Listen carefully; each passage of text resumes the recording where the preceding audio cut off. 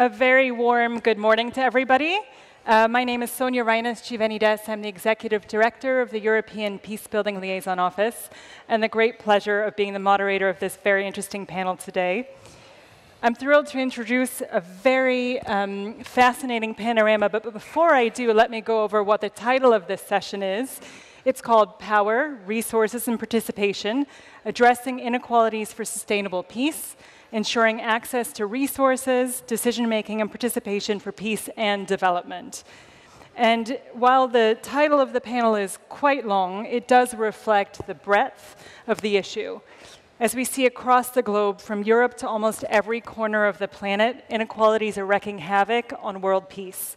The range of issues that we will address today are inextricably linked, and we have to stretch our minds, our imagination of what is possible, and ultimately our actions to find solutions to these multifaceted issues. What we're going to be looking at starts from what does it really take for a country to cycle out of conflict? What does it take to form a contemporary functioning social contract? What are we learning from local communities? How are we engaging with them? What kind of support do they need? Looking at a country like South Africa that has come so far, how are you addressing inequalities in your country? How are you innovating to meet the challenges? And looking closer at home to Europe, as the issues are global, looking at SDGs and social inclusion issues here. I have a few housekeeping items for you. I've been asked to let you know to use your headsets to avoid being too noisy for the other rooms, and also to help with our interpretation sign language. For those of you who are all multitasking, I see lots of cell phones out there, tweet, tweet, tweet. Use the Twitter hashtag, because we're not only having the conversation amongst ourselves, we're supposed to be reaching people that are outside of this room. So we have hashtag Think Twice, hashtag EDD19, hashtag Sustainable Peace, and any others that you care to invent throughout the session. Let me briefly introduce the speakers. I could tell you it would take about an hour to introduce their full bios. I'm going to give you the short version. Christian Leffler, really a pleasure to have you here. Deputy Secretary General of the EAS for Economic and Global Issues. So you really oversee the EU's external relations on cross-cutting issues, including the 2030 Agenda, EU trade and development cooperation, migration, governance, human rights, environment, climate change, and energy, and anything else. And you've had experience really working across the globe in your career so far. Thank you very much. Yasmin Uran is the young leader for this panel. Young European of the Year for 2019. Congratulations. Yeah. She's an advocate for social and gender justice in Europe. She's an expert on peace and security at the EU-AU Youth Cooperation Hub, and an award-winning fellow at Women Deliver. And I'm sure I've missed other awards and those to come, but again, thank you very much. Glenn Mashinini, thank you also, the chairperson of the Electoral Commission of South Africa. You're overseeing the management of the elections in South Africa, no small feat. And you're also a special projects advisor to the President of the Republic of South Africa, and very globally known for your expertise and assistance and advisory of elections across the African continent. Ulrika Moder, far, far to my right, Assistant Secretary General of the UNDP, leading on external relations, on communications, on advocacy. Previous to that, as State Secretary for Sweden for International Development Cooperation and Climate Change, and really a very impressive career so far in reshaping organizations and policies to support the achievements of the 2030 Agenda. And Ricardo Fuentes Nieves is Oxfam Mexico's Executive Director, leading the multifaceted programs across Mexico, which I'll just name a few: inclusive economies, the prevention of land-related conflicts and access to natural resources, prevention of violence against women and girls. And you've really been outspoken as a researcher and author and thinker trying to shape the debate on inequalities. So we're going to cross the globe, we're going to cover various different components of this debate, and then we also know there's a lot of expertise in the room. So I've been very cruel. I've asked my speakers to only speak for 5 minutes, which is near impossible, to give you some sound bites. There'll be a few follow-up questions, and then we'll go out to the floor and make this as interactive as we possibly can. So shall we get started? Christian, it's over to you. Thank you. Thanks very much, and thanks not for inviting me, but tolerating me. I offer double apologies. Firstly, for my boss, Helga Schmidt, who unfortunately cannot be here for this panel because she's had to go off on an urgent mission abroad. And secondly, because while I'm very happy to replace her, I can't stay until the end, so I will have to leave a little early. My apologies for that. Now, on this subject, I think, firstly, your introduction of the panel is a very good illustration of the importance of a holistic approach to the issues we're addressing in order to promote sustainable peace, stability and development. The important place of women and youth in order to take this forward. The governance issues that we have present here as well, and the active role of civil society. Humbly, I would also add that it's not bad to have a few public civil servants along as well to mobilize the administration. All of this to say we need to find a many-pronged approach to addressing the underlying causes of conflict and to be able to either prevent conflict, overcome it, mitigate it, depending on the circumstances we are in, and then build a sustainable approach to future. I did earlier this morning a panel on climate change. Climate change as an exacerbator, a driver of conflict, a driver of inequality. I think this is something we need to keep in mind. That's certainly one of the big underlying causes and puts us in the context of the SDGs and how we need to take an overarching approach. But a driver, I said, of conflict and of inequality, and I think the inequality aspect is fundamental to the theme we're discussing here. It is crucial to find ways of addressing inequalities and working on inclusion in order to create the circumstances for sustainable peace and stability. We've tried to develop different ways of doing that from the side of the European Union, and inclusion is not just socio-economic. That's an important aspect.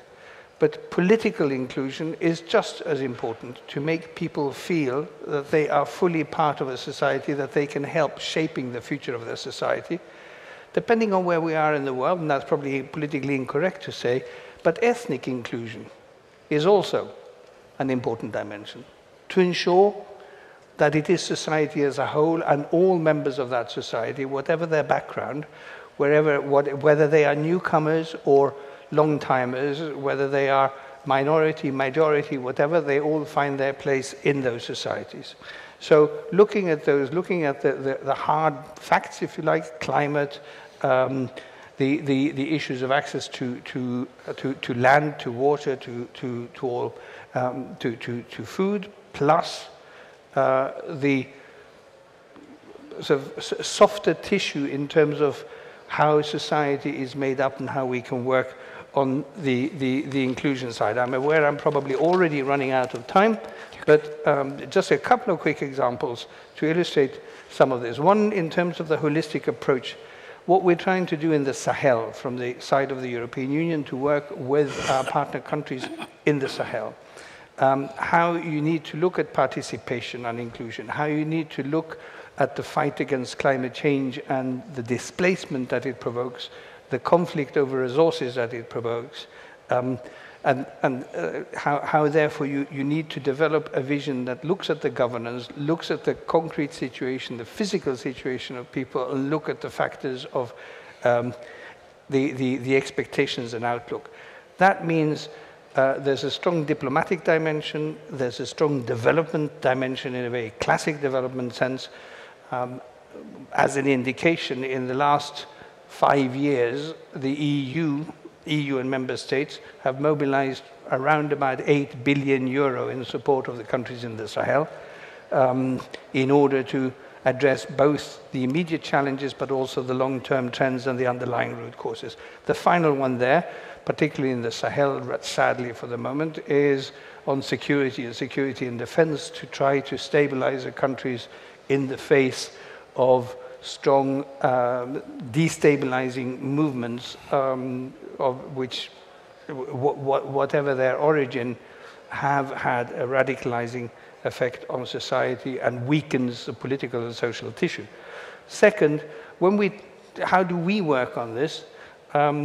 We've tried to develop what we call an early warning system, where we have a regular horizon scanning to look at a number of indicators. What is it that might undermine the cohesion and stability of different societies? And how can we come in early to try to work with the authorities or the other actors, civil society and others, to address those factors that, if they're left alone, might lead to a weakening of the resilience of those countries.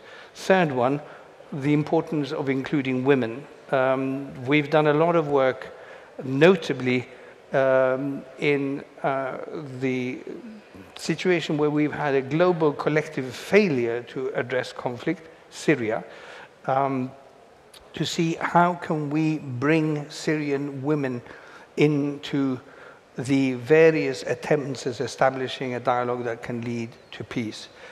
We've done it in different ways. We've brought a lot of women together from inside Syria, from outside Syria. We've created what we call the Gaziantep Women's Platform to bridge the divide between different groups of Syrian society, those who disagree on many things, but in order to make sure that they can start formulating a vision for the future of Syria, and that they can influence and participate in the negotiating work as and when it can really get going. And that's because we are convinced, and I'll stop with that, there's a lot of talk about the women as victims in conflict, women and children as victims. They are, and they're often more exposed than others, but they're also actors and agents for peace and change. And as a middle-aged man, I can say that women and youth are probably usually more ambitious, more critical, and more pragmatic than we are. So we certainly need to have them fully on board to make progress towards sustainable peace and stability. Christian, thank you very much. I think you've given us quite a bit to chew on. I'm not going to summarize, and we're going to get back to you on a few of those points.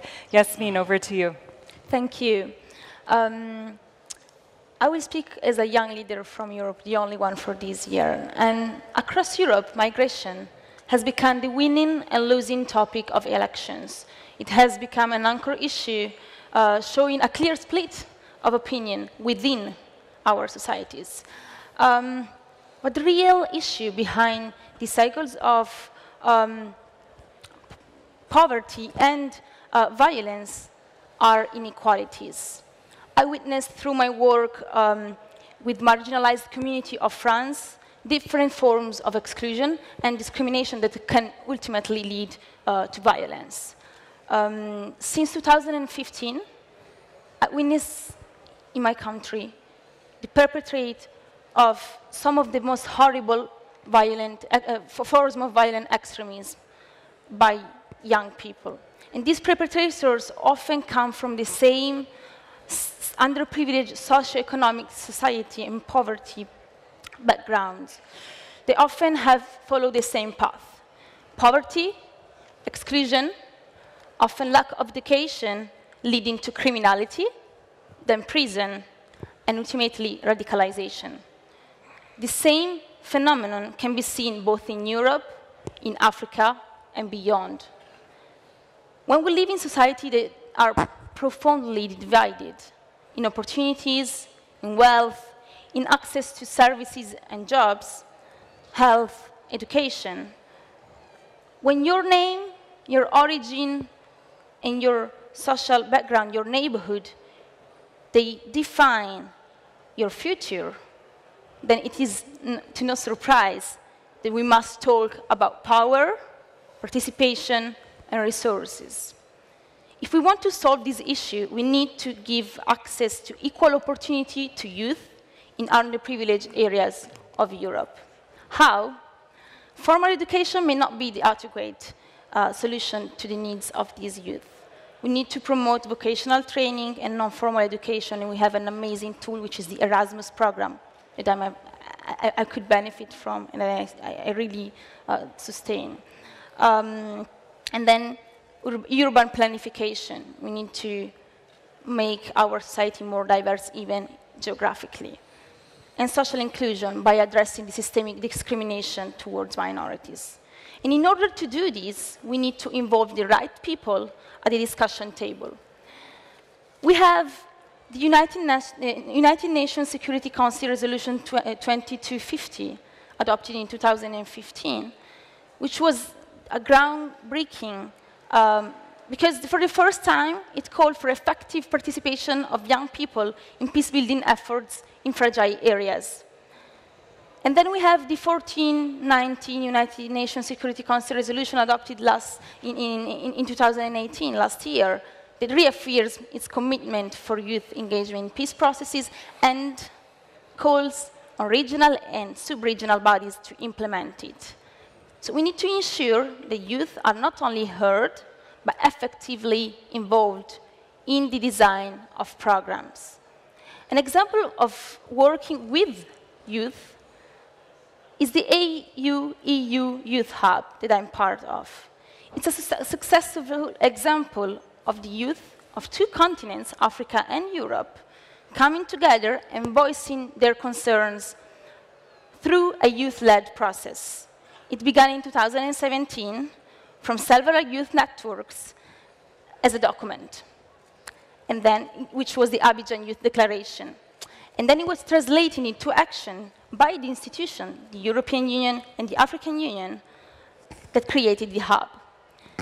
Today, as 42 young experts, we collaborate with these two institutions to design 6 pilot projects that were published in a call for proposal that is available online. I invite you to have a look on it, that will be implemented by the civil society organization with a budget of 10 million euros.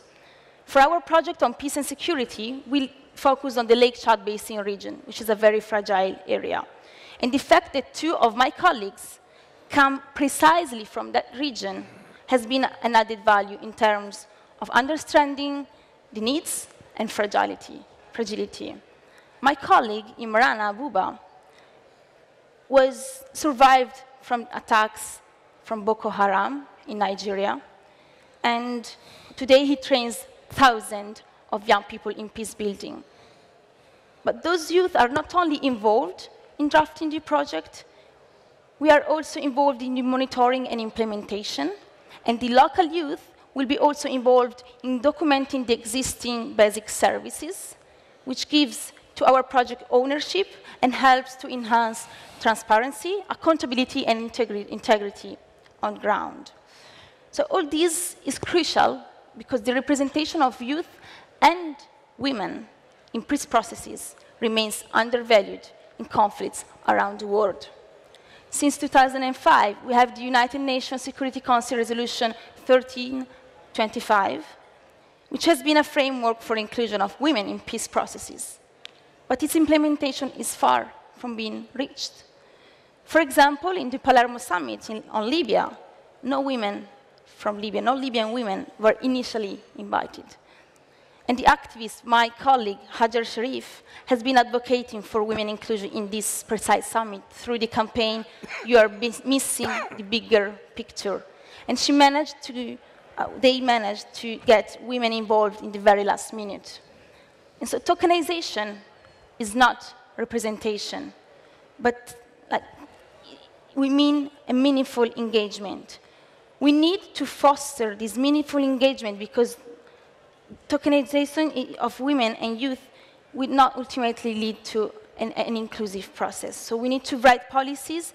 We need to make sure that the first concerns are on the table while we write these policies, and only then we will be able to talk about building sustainable peace.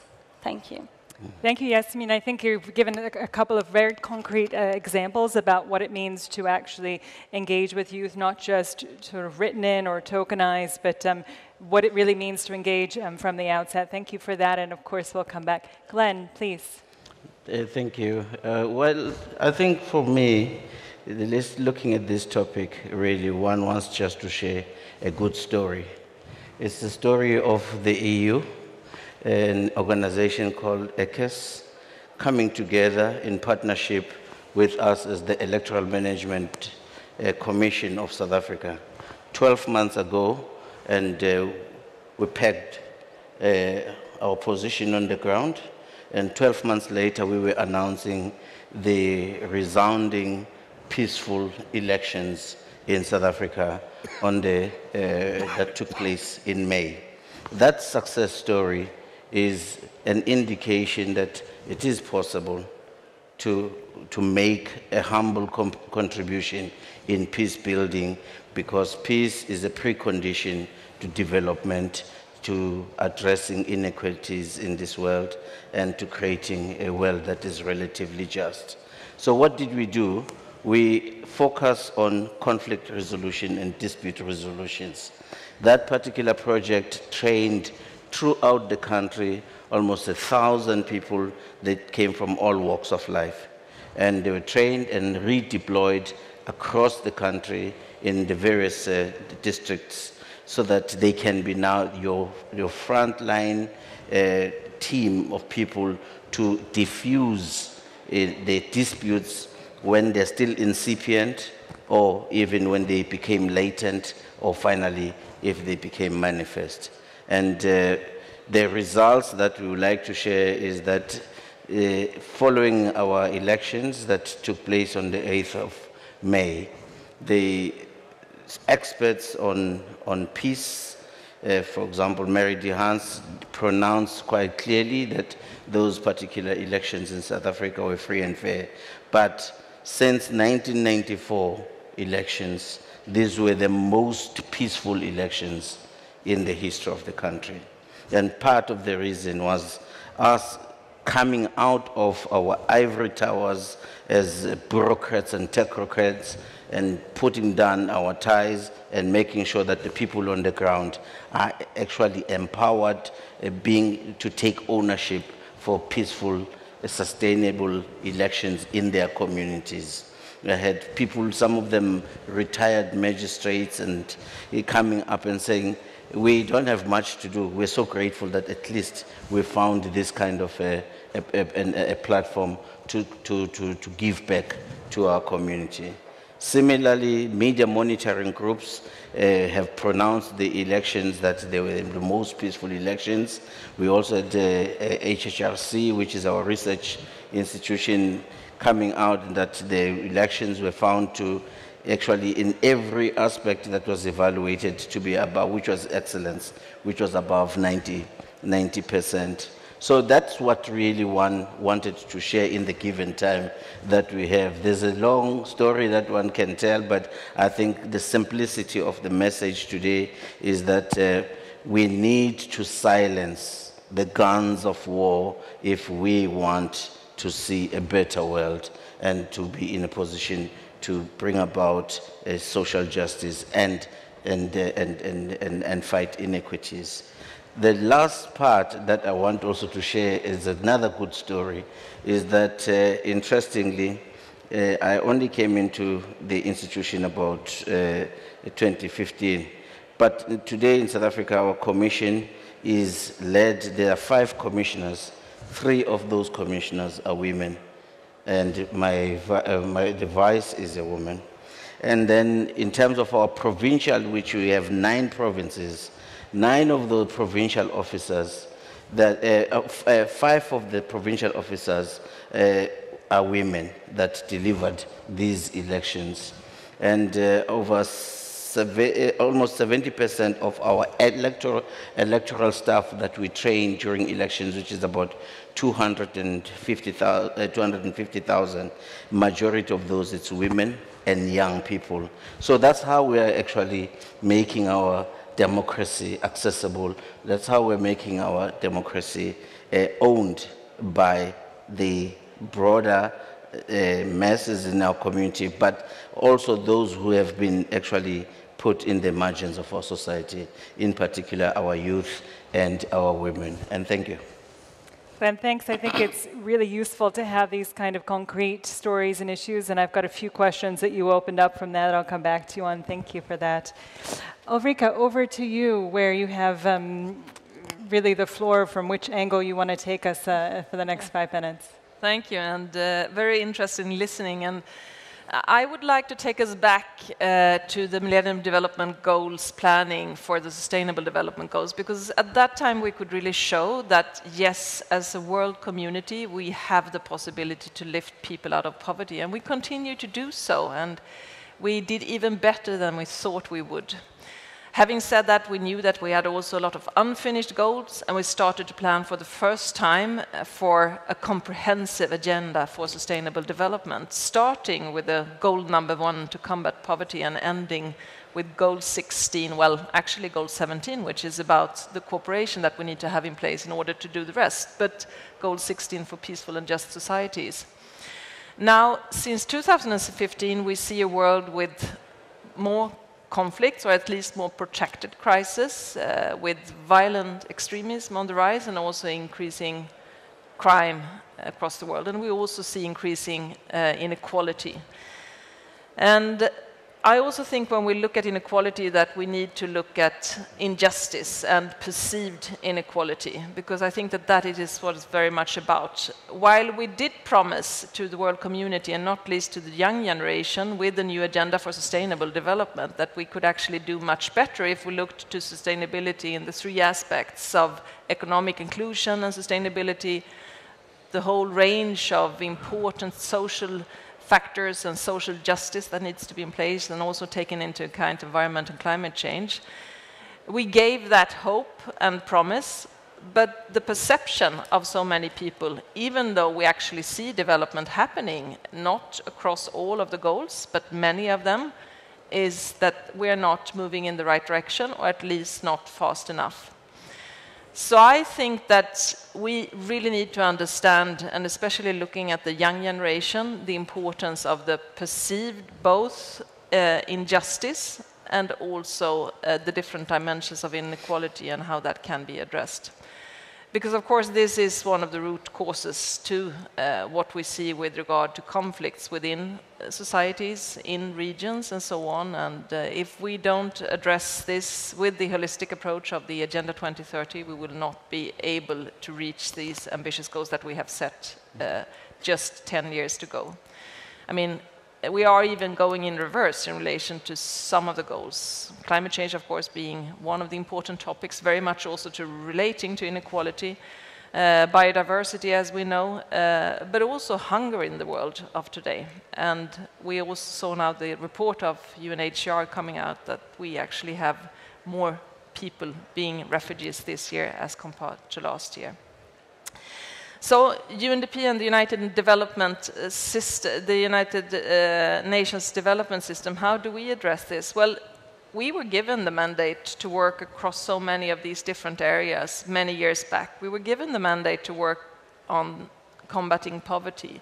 But we understood very early that in order to do that, we need to work with what is now Goal 16, strengthening institutions, working with inclusion, doing that with the lens, of course, of gender equality, bringing women to the table, but I think also increasingly now understanding the importance of the young generations, as they are also very important to us, looking at the demography of the world of today, and as was said, also looking at them not as we do sometimes as the problem when we look into conflict, but actually as the ones that can be the agents of change and bringing solutions to the table.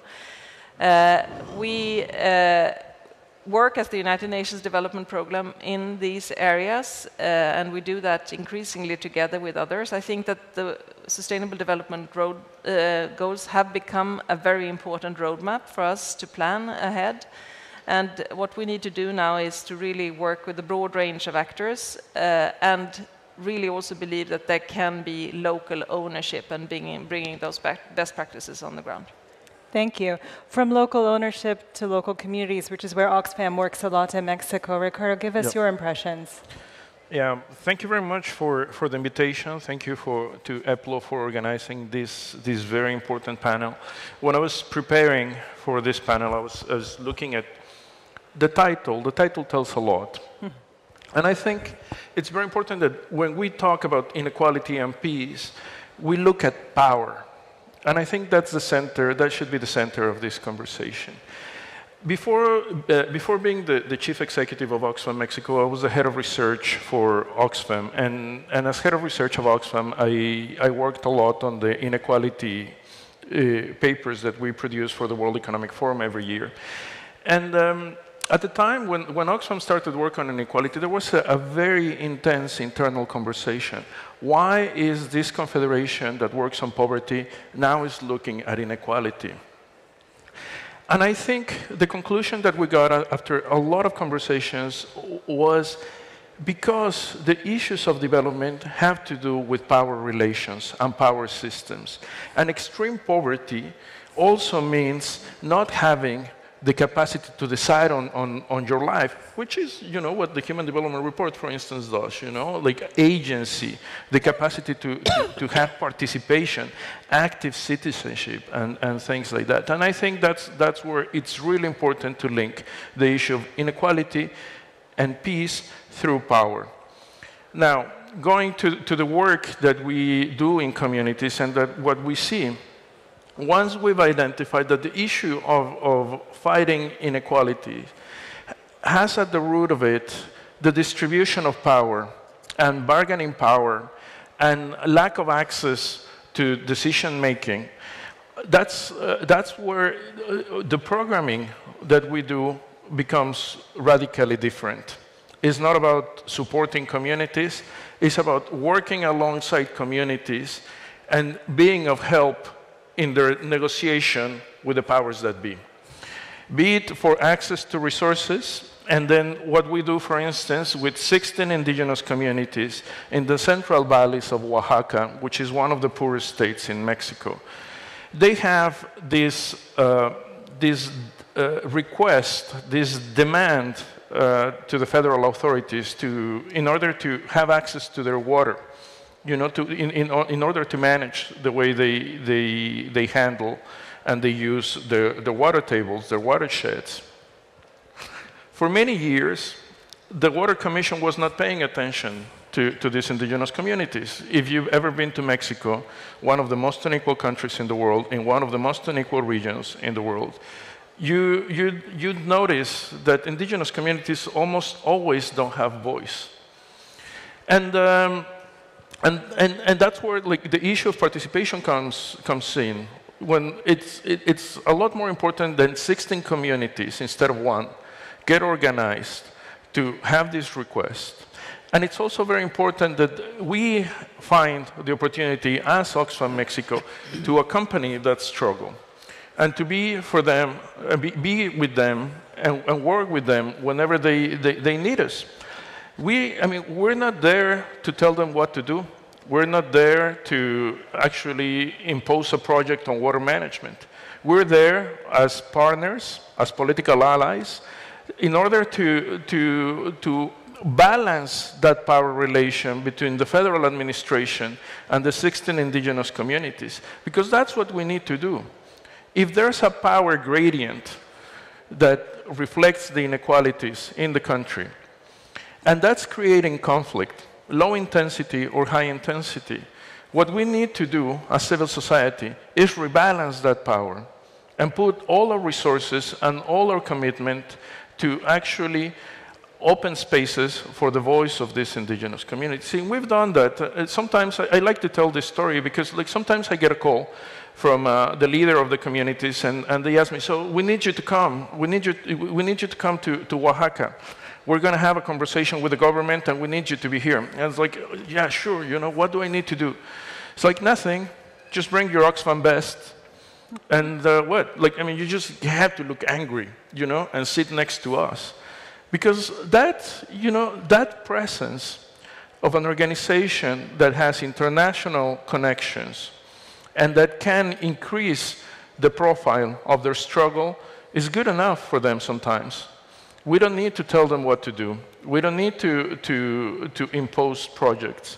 What we need to do is make sure that we are there to support the rebalancing of power and that this negotiation, this participation, this decision-making happens on a level playing field. And then change the system, because inequalities exist in a power system. formal and informal power, narratives, policies, institutions.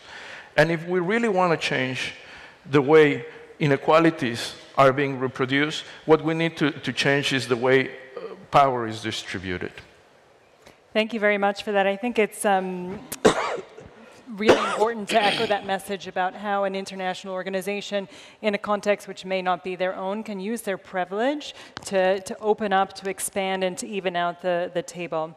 You all have been absolutely marvelous with your timekeeping, and I hope we can go into a question and answer session. I'm going to use my privilege sitting here to ask a couple of you a few questions while you all warm up, and I figure out how to use this little thing down here, because apparently I'm going to get some questions as well.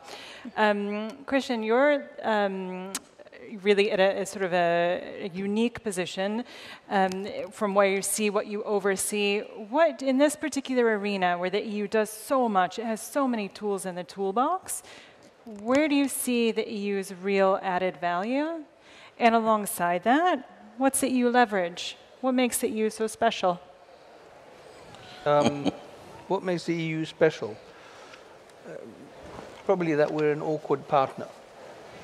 And we like being an awkward partner because we do come with a set of convictions, a set of values and principles that we think are important in terms of underpinning the work we do and underpinning ultimately our societies. And as we reach out, we try to engage on those elements as building stones in whatever actions we are undertaking, whether they are political, socio-economic, or other. That is sometimes interpreted as preaching. Probably it is sometimes. Then we're not doing it very well. But I think if one goes into it with a degree of sensitivity to the particularities of every situation, a degree of modesty as to what has been achieved and what has not been achieved on our home front, but with the conviction that ultimately to take whatever projects we are engaging in, to take them forward, we have to recognize ourselves in them. We're not coming with a preset model. We have at least 28 models in Europe, so we know there is no preset model. But we do come with some elements that we think need to be reflected. And as I said, if we recognize ourselves in that, then we are there as a loyal partner for the long term. Maybe one last word. I don't want to go on too long, but we've heard a lot here about power. Difficult concept to describe exactly, but for me, when we talk about moving towards sustainable peaceful societies. What we're looking for, and that's part, if you like, of our baggage that we bring with us, is power moderated by participation. It is that element of empowerment of people, of bringing them in, of engaging in dialogue, structuring that dialogue, making it part of a societal project, whether it's to resolve technical, social, economic issues, or whether it's to build the future structures of governance. I think working on that empowerment, bringing everyone in, and consolidating structures of governance, which are ultimately about power, but doing that in a way that is controlled and moderated by participation. Thank you for that. I wanted to ask you, Glenn, in your particular role, you talked a lot about the period, everything that was done before the election in order to enable for safe elections. Another topic I hoped you'd touch on was trying to get people to vote. And so we're talking about young people. Where are there opportunities for innovation? Have you seen anything interesting? What should we be doing more of? And what role does technology play?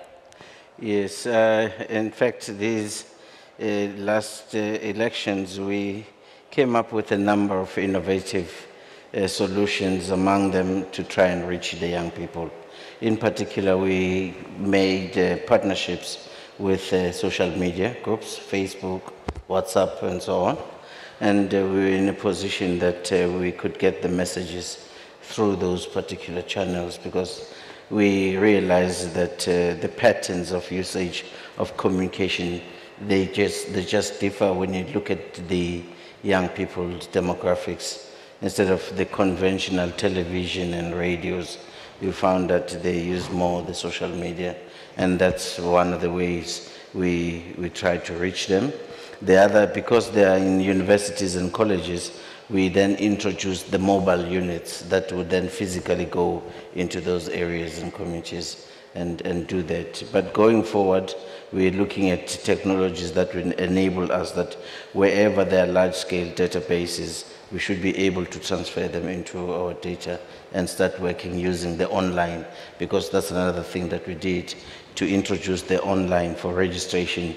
But you have to be registered first to change your details, your addresses. Now what we're looking at is if you go and look for an ID when you write your matric, or if you're going to university to register, or if you're applying for the first time to get your banking details, we should be able to bring that data into the center so that then the person can then update and give us the most accurate information.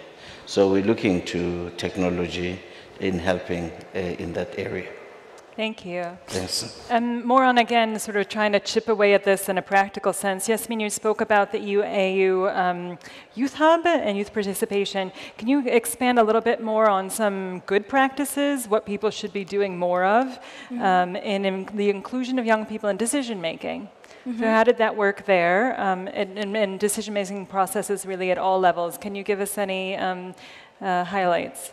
Of course. And by the way, I've been precisely talking about both the local level and the more institutional level, because my struggle or my commitment is to really bridge the gap between citizens and then the institutions, young people, their needs, and addressing their needs and understanding their needs, and then bringing this recommendation up to the institution, but also the other way around, not only the top-down process, but also the bottom-up level, what the youth can do to foster a more resilient and peaceful society. So my 3 recommendations would be, first of all, we need to invest on youth, as I already said. And then we need to make sure that we change narratives, not only regarding young people, but regarding youth, women, and minorities.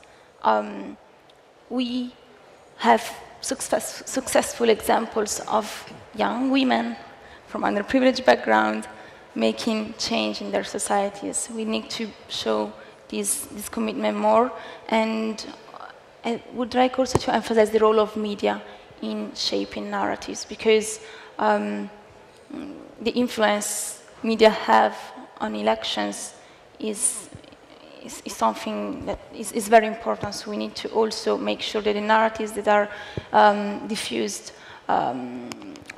correspond to the reality. And thirdly, representation. We need to make sure that these people are effectively represented and heard. And I can give an example on the local level. Even the local authorities struggle to get in touch and to understand the youth.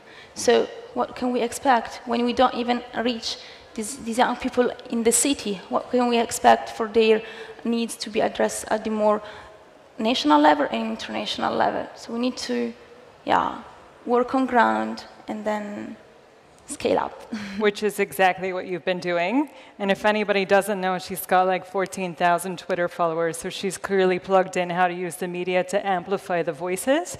And I think you're using what you're doing on the ground and expanding upwards. But we also, in our conversations before, talked quite a bit about access to information. So it isn't just purely traditional kind of education that's going to bring and bridge the gap, but how do people even find out about opportunities? I was asking you, it's not just that you won all of these awards, but how did you even find out they existed? Definitely. And one of my commitments is also sharing this with the moment you gain a seat or you gain a voice, all you want is sharing these opportunities with other young people. And for me, it's been a privilege, but it's also a responsibility. There are amazing programs funded by the European Union that gives us meaningful opportunities to engage. And we just need to share more of this information. So I advise you to continue to follow me. I will share with you all these, because I want more people to engage at an international level and to gain this, opportunity to speak out for their rights. Thank you. I'm going to ask you both the same question, and then I think I've fully abused my moderator role. It's getting a little hot up here, so I'm about to go out to all of you. One question which was really about the panelists looking at the issue of power. And Christian, you defined it in an even more complex way than I started.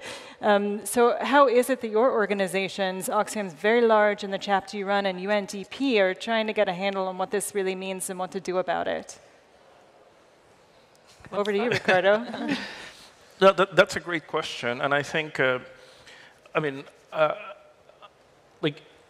think we're trying really hard, and it's yet to see if we're succeeding, So I say this with a lot of humility, but I also say it with the conviction that we're committed to rebalance that power. In our strategic plan that you don't need to know, one of our main goals is global balance. And what that means is what we want is a confederation that is more network oriented, where we have civil society organizations local civil society organizations in countries being part of this network. Then Oxfam Mexico is an independent organization. We have a Mexican board, we respond to the Mexican law, we are Mexican, mostly Mexican staff. And the way I describe this is I cannot be expelled from Mexico if I do something with indigenous communities. I can be arrested, but that's different. I have skin in the game. We're part of Mexican society, but we're also part of this wonderful international community. And we put all those things, those assets, at the service of communities. So that's how we're trying. And that's the journey where we're in. Now, there are a lot of challenges because then, we're also a big organization with lots of financing, lots of funding. And in many cases, when we work with local partners say, well, what do you want to be? You want to be a political ally? Do you want to be a broker? Do you want to be a funder? What do you want to be? And in a way, what we're trying really hard to say is we want to be of help. Tell us when you need the finance. Tell us when you need the alliance. Tell us when you need support in any way. But what that means basically is changing the relationship between communities, organizations like Oxfam, and first-level funders. So one thing that we try really hard is not to say, any foundation, I won't say names, any foundation that comes to us and say, well, why don't you finance this program? The first thing we ask is it needed in the communities? Is that what the communities are asking? And then if we actually get some funding, the first thing we do is we go and work with the communities, and we've developed this methodology on rights-based, the gap on rights, and we ask communities sometimes, so what are the rights, that are not being met, are being unfulfilled? And then we develop the project based on that. Sometimes the communities come to us and say, what's a right? Because they've been marginalized and ignored for so many years that they don't, they have an intuition of what a right is, but they don't necessarily know how to express it. And then we know that we need to work with them on that journey. And it takes longer. It's a different approach. We won't have results in 6 months. We won't have results in 1 year. But when we leave, if we leave, at least we know that there's something more sustainable, that has to do with active citizenship, and it has to do with some sort of internal and external empowerment of the communities. Thank you for that. If we're going to our hashtag of thinking twice, I think one of the questions is, think twice, is it needed? We're often so pushed politically to do something about a situation that we don't take the time to actually think about whether something should be done or not. And I think to really highlight again, in a world where everything has to be fast and quick and we need solutions yesterday, community change takes time. it takes time, and we need to be able to accompany it. Ulrika, over to you. So I'll try to be brief, but I think that the United Nations and the United Nations Development Programme, for that matter, I mean, they can be looked, and probably are looked upon in different ways, from different angles. Old institutions, what do they tell us? What can they offer in today's world? I think we need to go back to the Charter and actually remind ourselves that it was about we, the peoples, and then once again actually look at the participatory process that we had ahead of the decision on the Sustainable Development Goals, but open it up even more. And I think that the example that we have on the engagement we see in the Security Resolution 2250, where each and every generation needs also to discover the possibilities of international cooperation and the importance of finding common solutions to common problems, as we see with inequality increasing in all parts of the world, with climate change, stressing this, with the protracted crisis and conflicts and so on. So opening up, as we have done, maintaining the doors open for both civil society, academia, to bring also clever solutions, the private sector and so on, with regard to the financing that needs to be there and part of the solution, but then also remind ourselves that the long-term work that we have been doing, for instance, within UNDP, strengthening rule of law, working with the institutions and so on, are actually also solutions to these power imbalances that we see across the world. The perception of injustice, of course, is best addressed if people believe that there is rule of law, there is respect for human rights. Even though not perfect, not in any of the member states, but still there to be discussed, judged, people are held to account, and we do see that there are ways of improving this. And that we can also distribute power through well-functioning tax systems. You've seen the Secretary General now saying also how inequality and climate change needs to come together. We shouldn't tax people, but actually tax emissions. So we need also to develop and offer that space for discussions where we can see how we can actually solve the huge challenges of inequality and climate change with solutions coming together. And I think taxation is one interesting thing to look at. I think having that humbleness and the openness to relook at things and say, we may have agreed and talked for a long time on all of this, but actually we need to look at things a little bit differently. And also, now that you see sort of the global breadth of this panel, perception and who perceives and how they perceive it is so much wider than we originally thought, and perception is reality for people. So I think the issue of injustice and how people are perceiving that will continue to come to the forefront. Let me see who would like to ask questions. I'm going to do sort of block by block. I need you to wave me down, and I would like somebody to come over with a microphone. I just happen to know the first person. I didn't plant you. Would you please introduce yourself very quickly, your name, your affiliation, and your succinct question? Thank you very much, Sonia. Yes, Debbie Ball from International Alerts. We're a peacebuilding organisation. A quick comment first, if I may. Thank you for all your presentations, but we should also be conscious of power, resources and participation across the international development sector too. So we should always be conscious of how we can transform ourselves as well. But anyway, my question is around closing civil society space. I'm wondering if the panel have any lessons learned for what might be effective for civil society to respond in such a context where that space is closing, and what lessons you might be able to share with us. Thank you. Thanks. Great question. I'll take one more in this block. I don't see anyone moving right here, please, in the back.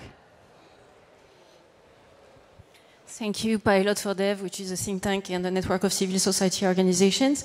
I have several questions. The first one is, don't you think that what makes really Europe special, or the European Union special, is still that it's advocating for human rights, climate, all at the same time, and support to civil society? My second question would be, it's good to discuss about fair taxation, but what about international solidarity? And finally, my third question would be, don't you think that peace and stability, which is a bit at the bottom of the list of the SDGs, is the most fragile one, because it can shift really quickly? There are new threats, you mentioned climate, but there are also lots of rapid geopolitical changes and new elements. Thank you. So there were questions. I got them, and I'll come back. Yeah, no worries. Okay. Anyone from this block? No, moving on to this block right here. Really? All right, over here. Are you stretching? Or are we asking a question? Just stretching. Stretching. Okay. So let me go ahead and take those because I think they're really good.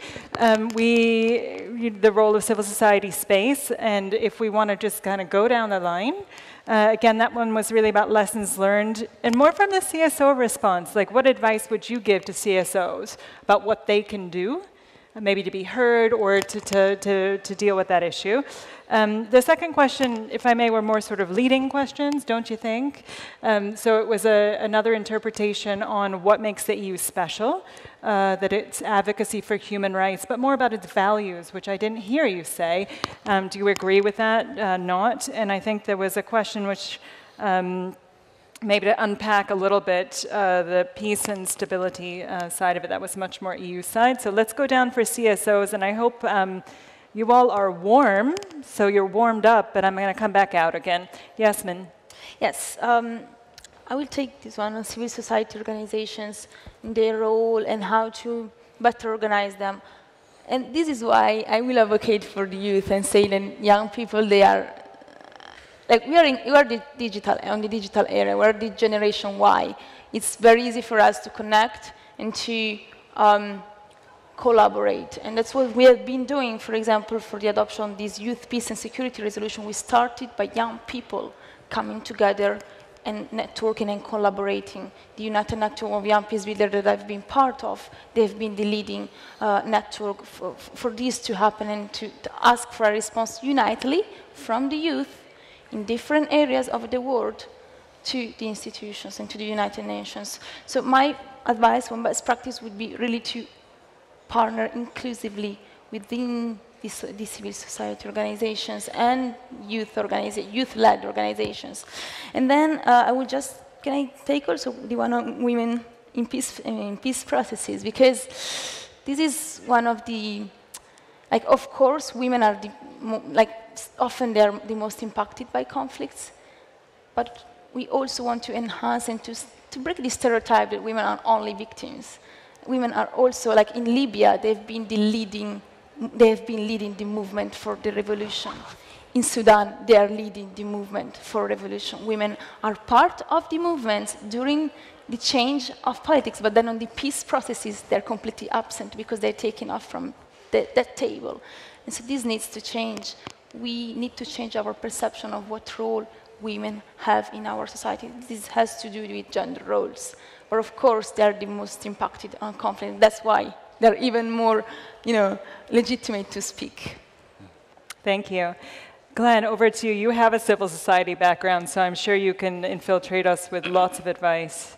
Yes, I think in our experience, especially with elections, the bedrock of our broad-based involvement is actually empowering the civil society. But what's important here is that you should never treat the civil society as homogeneous. You need to break them down into the demographics that are manageable and are relevant to the conditions and the environment that you are in. If you talk young people, they are not homogeneous. If you talk women, they're not homogeneous. If you're talking migrants, they are not homogeneous. But at the same time, they have common issues and common interests. So it's important to really drill down into the specifics of saying these are the best approaches in actually bringing those people and so they feel they've been included, while you also make sure that you unlock the resources that then can be utilized in furthering the advocacy and the issues that they want to see manifest in a program. If you come from a top-down, you are bound actually to lose. And I mean, one of the things that while we have had these peaceful elections at the political party level, we had social unrests that were based on issues that were community-based issues such as access to water, access to government services, and so on and so forth. In fact, the highest civil unrest leading to elections were in these last elections. And despite us having conflict resolution, having trained 1,000 people drawn from the civil society, but the issues that were in the community were slightly different, that they came out from different community groups saying, we are mobilizing, we're not getting good services in our area. We want housing, we want to access to water, we don't want the shacks in the area that you are in. So it's a continuous, you have to be vigilant as well. It's a continuous shift of issues in your society. As long as you're sensitive and you're alert to those things, then you can keep moving with them. I don't think I would like to say it's something that you can completely eliminate, because we are a very robust society. Issues are evolving all the time, and people will continue to advocate for them. We should embrace that as institutions and be in a way to say, how then do we work with those communities? I'm going to let you reflect on the last one, which is particularly in the closing of space, because a lot of the settings that we're seeing is when people are going out in the street, it's actually having the reverse effect. So instead of making more room and more space, it's scaring people and they're shutting it down. So hopefully you can, I'll come back to you a little bit on that in the next round about what else can civil society do, yes, to be productive, to get the voice heard, but to deal with this issue of being sort of put back in a box. I'll come back. Issue of civil society, maybe also how the EU is working with civil society and the importance of making sure that the actions addressing economic and peace are really right at the center of people, are gender sensitive, but how, what advice do you have on that closing of space, but also really on the EU working with civil society? Okay. And I do know you have to run. It's still working. You're on. I'm on? Nope. Okay, very briefly on the points made. Sorry, no mic. No. No. I don't know who to wave Now? at. Is that better? Yes. Yes. Hang on, warm up. There. All right. Just very quickly first, I thought I did mention values, including human rights, in my introduction. I certainly spoke of values and principles as part of the baggage we bring with us, and a very essential part of that is our belief in fundamental human rights. Indeed, that's one of the points of awkwardness that we often have with our interlocutors at the official level in other countries. There are many who say, you know, let us take care of security and stability, and then you help us get on with development. I always get very suspicious when governments want to talk to me about stability. Of course, that's important, but it lacks that participation side. And my answer to them is that governments that are afraid of listening to their own people won't last very long. It makes for fragile societies.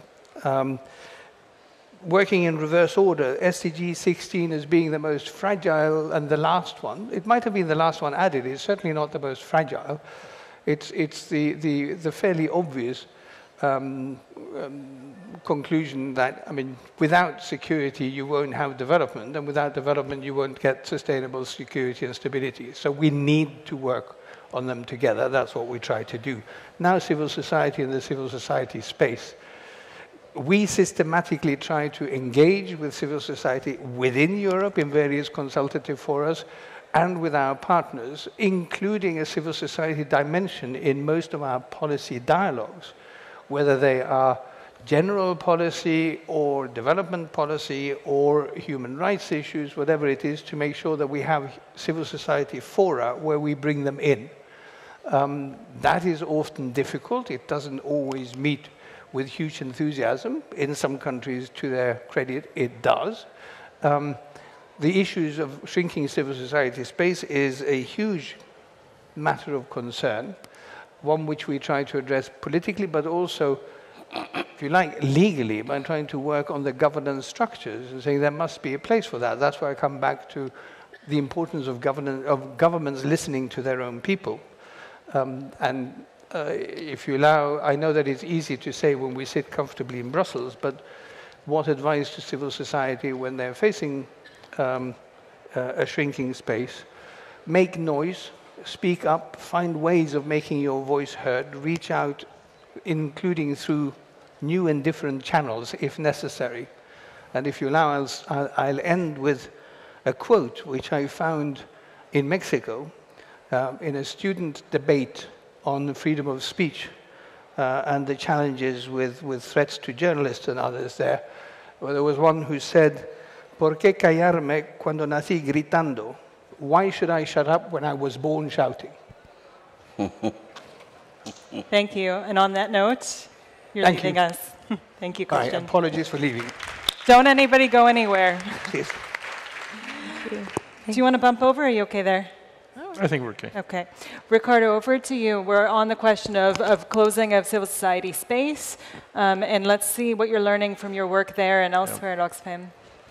Yeah, I think that's a big challenge, and there are learnings, but I think the question is where those learnings are sustainable in many different ways. You know, part of those learnings include sharing information across organizations and across countries, because in many ways the tactics and the strategies that governments less inclined to freedom of speech and civil society, they share those tactics between them. You know, they even share kind of legislation or principles of legislation, and I think it's very important that civil society actually does something similar. You know, they start sharing information on how to avoid the crackdown. I think connecting the dots between civil society and journalism, for instance. Mexico, for instance, is one of the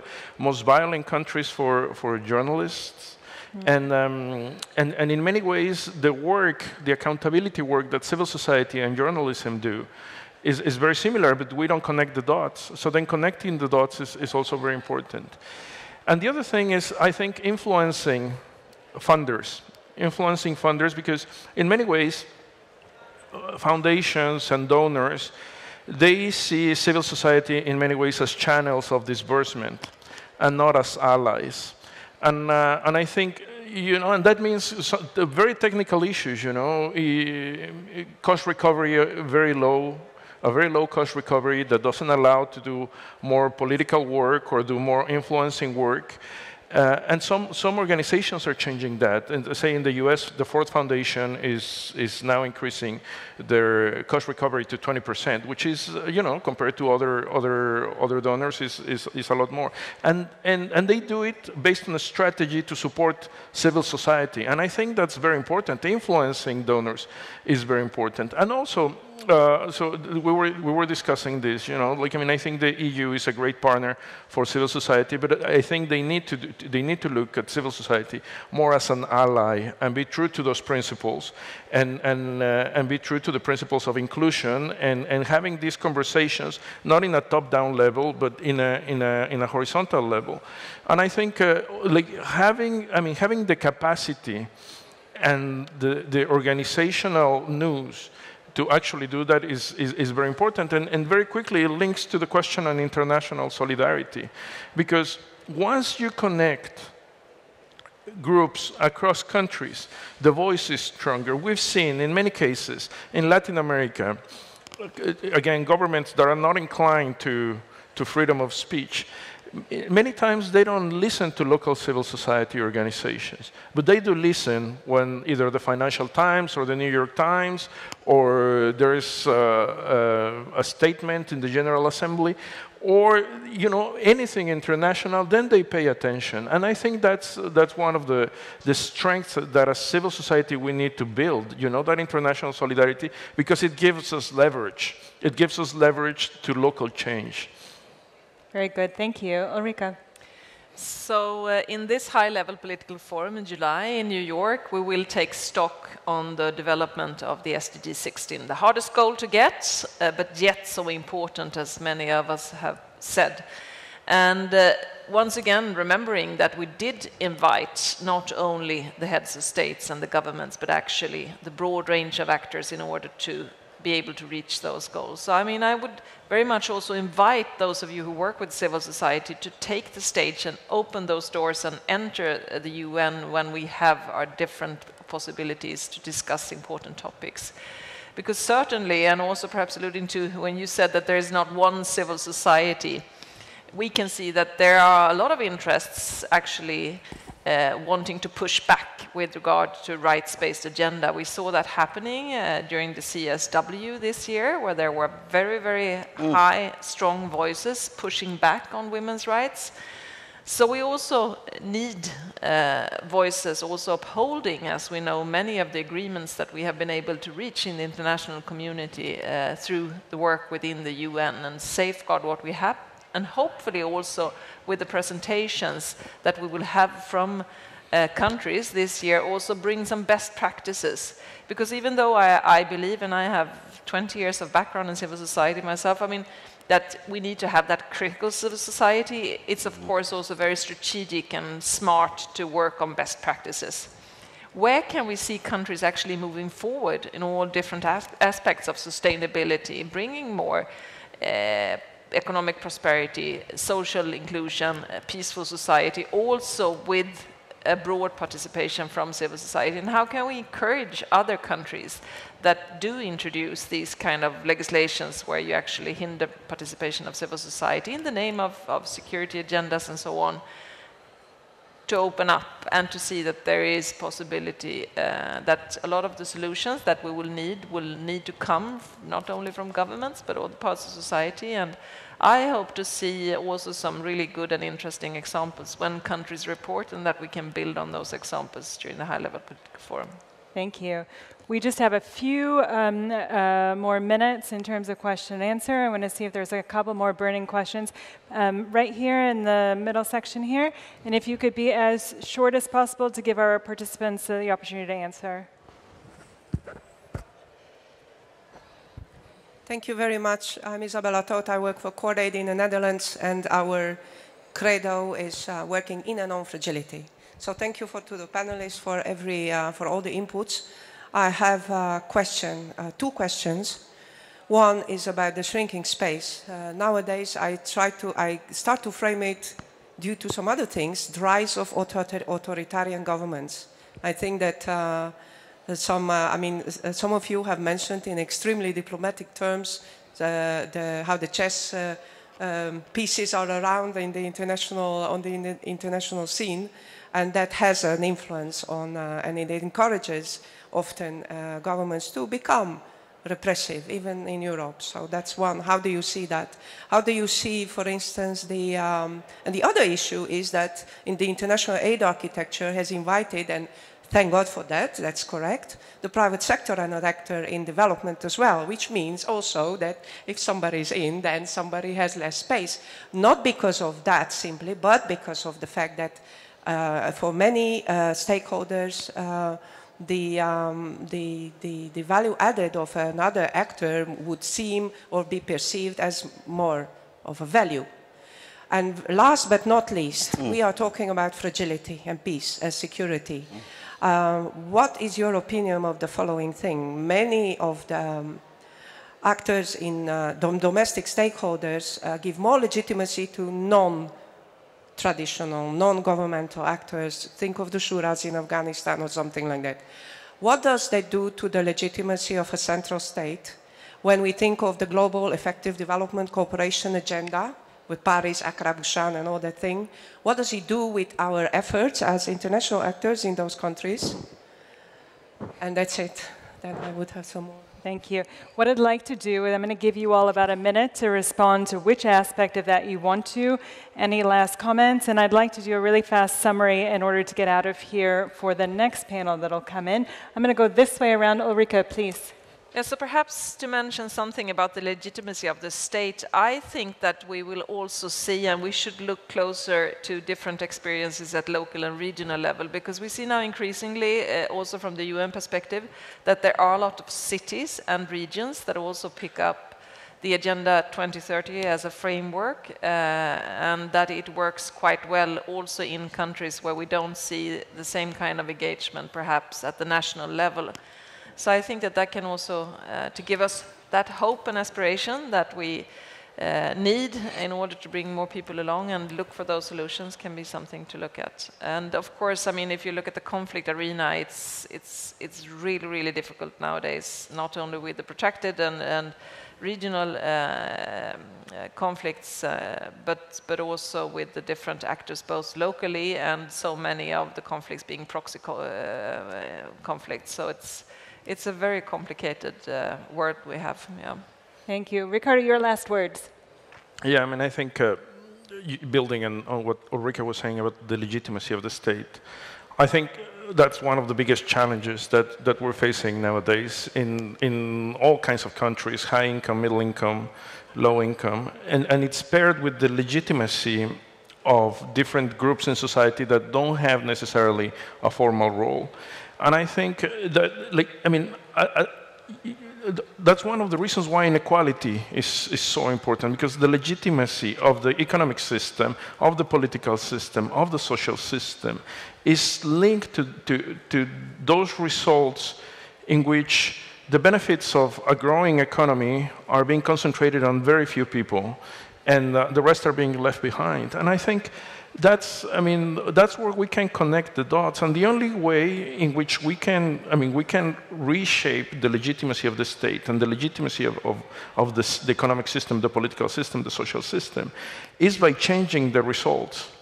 And by changing the results, we need organization, and we need strong civil society, and we need to reclaim the shape of all that system to actually achieve those results. It's a lot of work. It's very challenging, but it's been done in the past. In the past, we built, like some countries better than others, but like we built societies that are more inclusive. And I think that's a goal that we need to set ourselves for 2030 and beyond. Thank you. Glenn? From my perspective, really, it boils down to that reactionary forces can only breed more when those who are progressive are silent or passive. Secondly, when we don't mobilize the up-and-coming generation. So in science, is that nature does not leave a vacuum. So if we leave the young people ill-equipped or not understanding the evolution that has brought us where we are today, and any other forces and interests that have totalitarian dictatorships will thrive. It doesn't matter from which ideological leaning they come from. It's because we would not have actually entrenched and deepened the understanding of constitutional democracy. And to me, it is about mass mobilization in every corner of the society, that people they feel that it is part of their values. They stand and they will defend the Constitution and all what it then espouses. The human rights, I mean, in our Constitution, we open that to say that the country belongs to all who live in it, and with our diversity. We acknowledge this diversity, but we're all saying we stand for one thing, that is a constitutional democracy. So to me, the best way to deal with some of these challenges is we need to make sure everybody is mobilized from childhood until to your grave. Thank you. Thank you. Yes, and we're almost out of time. I'm getting flashed with various signs in the back. Last word, like yes. Really, yeah, what do you want to leave us with? I will just end in replying to our friend who spoke about the danger of conservative discourses and hate speech discourses in our European countries. I was in Berlin a few days ago, and I said this. 60 years ago, our forefathers and foremothers came together to say never again. And so today I stand up and I ask you to stand up and say never again. We should say never again. And we should make sure that this message passes to everybody, young people, older people, break these fears and make sure that our rights and our European Union, which is a project of peace that ensures human rights and democracy, we need to treasure our values. Because in other countries, and I can tell it through my colleagues here, they wish they had the values we have, so we need to cherish them. And I will hand like this. Thank you, well done. Thank you. Let me just share a few key takeaways, which is a challenging aspect of this, but some things that I hope that we can remember and take forward that the panelists said today. We were talking about inclusion, and it's not just social and economic, but political inclusion is just as important. The need to view women not only as victims, but as agents for change, that's critical. We talked a lot about why are people radicalized, looking at power, participation, and resources. We look to solutions for countering violent extremism. Let's look at what really those root causes are. We talked a little bit also about engagement and engagement of young people, not just being about formal education, but it's also about ways in which people have access to opportunities and access to information as well. Technology is a solution, it's not always a problem, and looking for more and more ways in which we can get people engaged through that. And the CSOs are not homogeneous. Civil society looks different in different places. The possibility that it is still our duty and our goal to lift people out of poverty, and that on this breadth and panorama that we've traveled today, we can't lose sight of injustice and the perception of injustice. And that it's about working alongside communities. So maybe the element of support needs to be dropped a little bit further down, and that by working together, we can use the privilege from the outside to expand the table and to even out the table. I would like to thank each and every one of you for your participation today. Everybody out in the audience, please join me in thanking our panelists.